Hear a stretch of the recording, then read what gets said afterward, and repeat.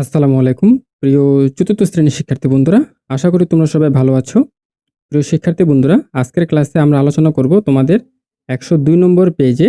দেখো এখানে ১ নম্বরে থাকা নিচের ভগ্নাংশগুলোকে লঘিষ্ঠ আকারে প্রকাশ করি। তো দেখো আজকের ক্লাসে আমি তোমাদের খুব সহজে এই অঙ্কগুলো বুঝিয়ে দেব। তো এখানে দেখো এখানে কি বলেছে যে লঘিষ্ঠ আকারে। লঘিষ্ঠ মানে কি? সবচাইতে ছোট আকারে হচ্ছে তোমাকে ভগ্নাংশ আকারে দেখাতে হবে। ঠিক আছে? তো এই যে দেখো এই মানগুলো যে দেখতে পাচ্ছ না? তো এই মানগুলোকে আমরা কি করব? সবচাইতে ছোট আকারে ভগ্নাংশের মাধ্যমে দেখিয়ে দিব। ঠিক আছে? তো দেখো প্রিয় শিক্ষার্থী বন্ধুরা, এখানে আমরা ১ নম্বর অঙ্কে দেখতে পাচ্ছি যে ১২/৬। তো এখানে দেখো তুমি এমন একটি সংখ্যা নিবা, হ্যাঁ? যাতে ওই সংখ্যা দিয়ে তুমি লব এবং হরকে ভাগ করতে পারবা। তো আমরা যদি ৬ দিয়ে ৬ কে ভাগ করি, আমরা কি করব? ৬ দিয়ে ৬ কে ভাগ করব। তো ৬ কে ৬ দিয়ে ভাগ করলে হচ্ছে তুমি কত পাবা? ১ পাবা। হ্যাঁ? আচ্ছা, এরপর দেখো এই যে ১২ কে তুমি কি করবা? ১২ কে হচ্ছে তুমি ৬ দিয়ে ভাগ করবা। তাহলে তুমি কত পাবা? ২ পাবা। ঠিক আছে? তো তুমি যে সংখ্যাটা দিয়ে ভাগ করবা, লব এবং হরকে একই সংখ্যা দিয়ে তোমাকে ভাগ করতে হবে। ঠিক আছে? তাহলে আমরা কত পেলাম? আমরা পেলাম তোমার হচ্ছে ২/১। ওকে? আচ্ছা, এরপরে দেখো এখন আমরা ২ নম্বর অঙ্কটি করব। দেখো এখানে কি বলেছে? ২১/৩। তো দেখো এটাকে যদি আমরা ৩ দিয়ে কাটাকাটি করি তাহলে দেখো আমরা কি করব? আমরা ৩ কে ৩ দিয়ে ভাগ করব। ৩ কে ৩ দিয়ে ভাগ করলে তুমি কত পাবা? ১ পাবা, হ্যাঁ? আচ্ছা। তো এটা হচ্ছে আমি তোমাদের জাস্ট বুঝিয়ে দেওয়ার জন্য লিখেছি। তো এটা তোমাদের লেখার প্রয়োজন নেই। আবার দেখো একই সংখ্যা দিয়ে তুমি কি করবা? ২১ কে আবার ৩ দিয়ে ভাগ করবা। তো ২১ কে ৩ দিয়ে ভাগ করলে তুমি কত পাবা? তুমি ৭ পাবা। তাহলে আমরা কত পাবো? ৭/১। ওকে? আচ্ছা, এরপরে আসো প্রিয় শিক্ষার্থী বন্ধুরা, এখন আমরা ৩ নম্বর অঙ্কটি দেখব। দেখো এখানে হচ্ছে দেওয়া আছে ৩৬/৯। তো এখন যদি আমরা ৯ কে ৯ দিয়ে ভাগ করি, ৯ কে যদি আমরা ৯ দিয়ে ভাগ করি তাহলে আমরা কত পাবো? ১ পাবো। আবার এই যে এই ৩৬ কে তুমি যদি ৯ দিয়ে ভাগ করো তাহলে তুমি কত পাবা? ৪ পাবা। ৪ নং ৩৬, ঠিক আছে? এই ৩৬ কে তুমি কি করবা? ৯ দিয়ে ভাগ করবা। তাহলে ৯ দিয়ে ভাগ করলে তুমি কত পাবা? ৪ পাবা। ঠিক আছে? তাহলে আমরা কত পাবো? ৪/১। ঠিক আছে? তো এগুলো করার জন্য তোমাকে নামতাটা হচ্ছে ভালোভাবে শিখতে হবে। আচ্ছা, দেখো ৪ নম্বর অঙ্কটি ৪৮/১৬। তো আমরা কি করব? ১৬ কে যদি ১৬ দিয়ে ভাগ করি, ১৬ কে তুমি যদি ১৬ দিয়ে ভাগ করো তুমি কত পাবা? ১ পাবা। আবার এই ৪৮ কে তুমি কি করবা? ৪৮ কে আবার ১৬ দিয়ে ভাগ করবা। তাহলে তুমি কত পাবা? ৩ ১৬ ৪৮, তাই না? তো তুমি ৩ পাবা। তাহলে আমরা কত পাবো? ৩/১। ঠিক আছে? এখন দেখো ৫ নম্বর অঙ্কটি ১২/৮।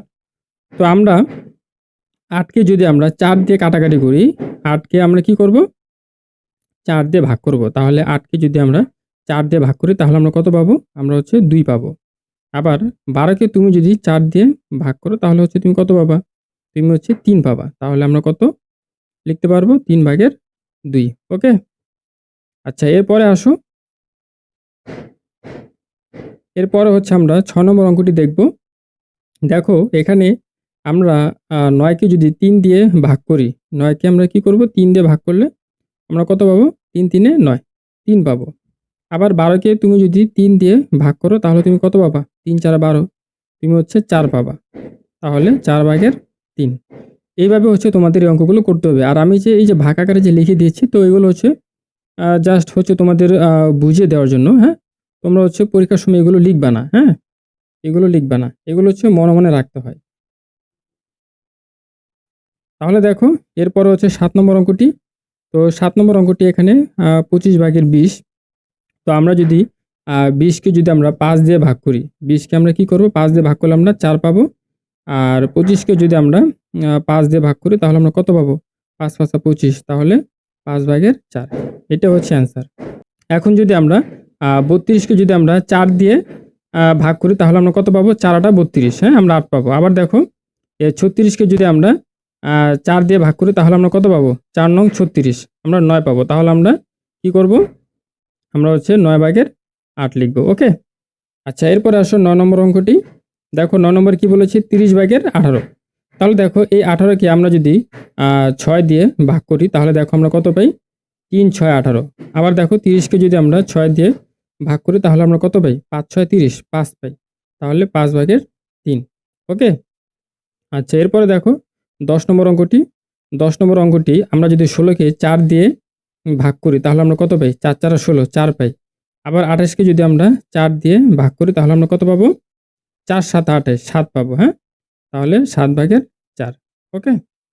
আচ্ছা, এরপরে দেখো 11 নম্বর অঙ্কটি। দেখো এখানে 49/28। তাহলে দেখো আমরা 28কে যদি 7 দিয়ে ভাগ করি আমরা কত পাবো? 4 7 28, 4 পাবো। আবার দেখো 49কে যদি আমরা কি করি? 49কে যদি আমরা 7 দিয়ে ভাগ করি তাহলে কত পাবো? 7 7 49, ঠিক আছে? 7। তাহলে কত? 7/4। এরপরে দেখো সর্বশেষ অঙ্কটি 40/24। তাহলে দেখো এখানে আমরা কি করব? এই 24কে যদি আমরা 8 দিয়ে ভাগ করি তাহলে আমরা কত পাবো? আমরা 3 পাবো, হ্যাঁ? 3 8 24। আবার দেখো এই 40কে যদি আমরা 8 দিয়ে ভাগ করে আমরা কত পাবো? 5 পাবো। ঠিক আছে? তো প্রিয় শিক্ষার্থী বন্ধুরা, আমি আবারও বলছি, তোমরা কি করবা? তোমরা এই লব এবং হরকে একই সংখ্যা দিয়ে তোমরা কাটাকাটি করবা, হ্যাঁ? যেমন দেখো আমরা এই যে 24কে আমরা কি করেছি? 8 দিয়ে ভাগ করেছি, হ্যাঁ?